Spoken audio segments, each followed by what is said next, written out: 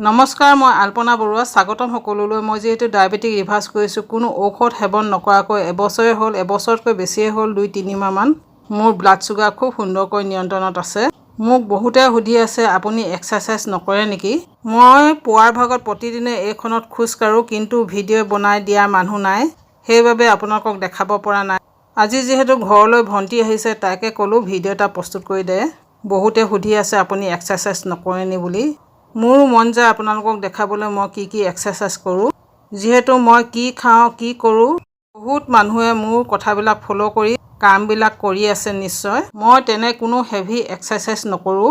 এই ট্ৰেডমিলখনতে প্ৰতিদিনে খোজ কাঢ়োঁ। মোৰ যেতিয়া ডায়েবেটিক ৰিভাৰ্ছ জাৰ্ণি আৰম্ভ হৈছিল, তেতিয়াই এইখন আনি লৈছিলোঁ এবছৰ আগত। প্ৰথমে মই ৰাস্তাতে খোজ কাঢ়িছিলোঁ 1 ঘণ্টা 45 মিনিট সময়। মোৰ ডায়েবেটিছ ৰিভাৰ্ছ জাৰ্ণি জুন মাহতে আৰম্ভ হৈছিল। তেতিয়া বাৰিষা সময় আছিল, সেয়ে ৰাস্তাত খোজ কাঢ়িবলৈ অলপ অসুবিধা হৈছিল। ৰাতিপুৱা সূৰ্যটো ওলাইছিল বা কেতিয়াবা বৰষুণো দিছিল, সেইবাবে এইখন আনি ল'লোঁ আৰু তেতিয়াৰ পৰা মই এইখনত প্ৰতিদিনে খোজ কাঢ়োঁ। মই ভিডিঅ'বিলাক চাওঁতে গম পাইছিলোঁ আমি প্ৰতিদিনে 500 কেলৰি বাৰ্ণ কৰিব লাগে বুলি। কিমান দূৰ সঁচা নেজানো, সেইটোকে সঁচা বুলি ভাবি লৈ মই এইখনত খোজ কাঢ়ি 500 কেলৰি বাৰ্ণ কৰোঁ। ডায়েবেটিক ৰিভাৰ্ছ কৰিবলৈ হওক বা ৱেইট লছ কৰিবলৈ হওক, আমি এক্সাৰচাইজ কৰাটো খুবেই প্ৰয়োজন হয়। আমাৰ কেলৰি বাৰ্ণ কৰাটো খুবেই প্ৰয়োজন। এইখনত খোজ কাঢ়িবলৈ প্ৰথম অৱস্থাত অসুবিধা হৈছিল। ইমানেই ভাগৰ লাগিছিল যেন পাহাৰ এটাতহে বগাই আছোঁ এনে লাগিছিল, কিন্তু বৰ্তমান অভ্যাস হৈ গৈছে।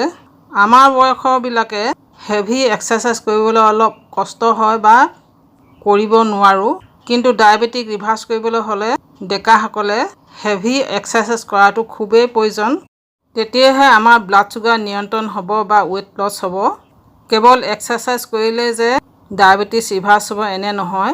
এক্সাৰচাইজ কৰিলে ই ব্লাড চুগাৰ নিয়ন্ত্ৰণত বা ডায়েবেটিছ ৰিভাৰ্ছ কৰাত ছাপৰ্টিঙৰ কাম কৰে। সকলোৰে ঘৰত ট্ৰেডমিল নাথাকে। যিসকলৰ নাই, সেইসকলে সদায় প্ৰতিদিনে আধা ঘণ্টা 45 মিনিট খোজ কাঢ়িব। লাহে লাহেকৈ নহয়, খৰকৈ খোজ কাঢ়িব, গাৰ ঘাম ওলাই যোৱাকৈ। আৰু এইটো চাৰ্কুলত ঘূৰি থকা এক্সাৰচাইজ। এইটো মই 100 বাৰ কৰোঁ। এই এক্সাৰচাইজটোৱে পেটৰ চৰ্বি কমায় বুলি কয়। ইয়াত মই জোতা নিপিন্ধাকৈ কৰিছোঁ, কাৰণ ইয়াত সৰু সৰু অংকুপাংচাৰ নিচিনা ডট আছে। এইবিলাকেও আমাৰ ভৰি তলুৱাৰ কিছুমান পইণ্ট আছে, সেই পইণ্টবিলাকত প্ৰেছাৰ দিয়ে। সেইটো কাৰণে এইটোত উঠিলে জোতা পিন্ধি কৰিব নালাগে, খালী ভৰিয়ে কৰিব লাগে। বহুতকে দেখা যায় ডায়েবেটিক হ'লে ডক্তৰৰ ওচৰলৈ যায়, ডক্তৰে আমাক এসোপামান দৰৱ দিয়ে, ৰাতিপুৱা আৰু গধূলি খোজ কাঢ়িবলৈ কয়। ময়ো কৰিছিলোঁ। মই 14 বছৰ দিন ডায়েবেটিকৰ ঔষধ খাই আছিলোঁ আৰু ৰাতিপুৱা গধূলি খোজ কাঢ়োঁ। তেতিয়া জনাই নাছিলোঁ ডায়েবেটিক কোনো ঔষধ সেৱন নকৰাকৈ খুব সুন্দৰকৈ ৰিভাৰ্ছ কৰিব পাৰি বা নিয়ন্ত্ৰণ কৰিব পাৰি বুলি। ডক্তৰে পুৱাৰ ভাগত আৰু ইভিনিঙত খোজ কাঢ়িবলৈ কোৱাৰ কাৰণে ময়ো কাঢ়িছিলোঁ বা আমাক এক্সাৰচাইজ কৰিবলৈ কয়। হয়, ব্লাড চুগাৰ নিয়ন্ত্ৰণ কৰিবলৈ আমি এক্সাৰচাইজ কৰা খুবেই প্ৰয়োজন, কিন্তু কেৱল এক্সাৰচাইজ বা খোজকাঢ়িয়ে যে ডায়েবেটিক ৰিভাৰ্ছ বা ব্লাড চুগাৰ নিয়ন্ত্ৰণ কৰিব পাৰি তেনে কোনো কথা নহয়। ই ছাপৰ্টিঙৰহে কাম কৰে। এয়া যে মই এতিয়া বৰ্তমান পেডেল মাৰি আছোঁ, এই ভৰি এক্সাৰচাইজ হয়, যথেষ্ট জোৰ লাগে।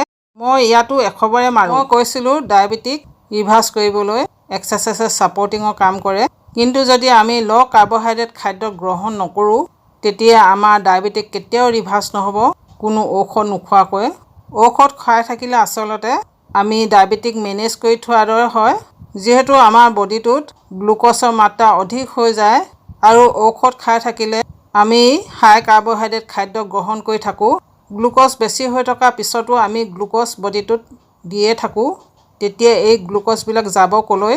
আমাৰ বডিটোত বিভিন্ন জেগাত যেনে চকু, লিভাৰ, হাৰ্ট, কিডনী, নাৰ্ভ আদিত জমা হয়। এই গ্লুক'জবিলাক মানে ষ্ট'ৰ হয়। পিছত এইবিলাক ষ্ট'ৰ কৰাৰ ক্ষমতা নোহোৱা হয়, আমাৰ সেই পাৰ্টছবিলাক ডেমেজ হৈ যায়। মই আজি এবছৰ আগলৈকে জনাই নাছিলোঁ ডায়েবেটিক কোনো ঔষধ সেৱন নকৰাকৈ খুব সুন্দৰকৈ নিয়ন্ত্ৰণ আৰু ৰিভাৰ্ছ কৰিব পৰা যায় বুলি।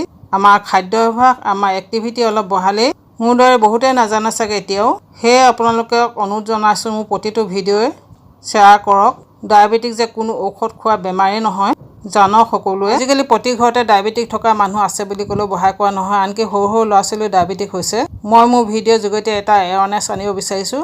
ডায়েবেটিক কোনো ঔষধ খোৱা বেমাৰ নহয় বুলি। ধন্যবাদ।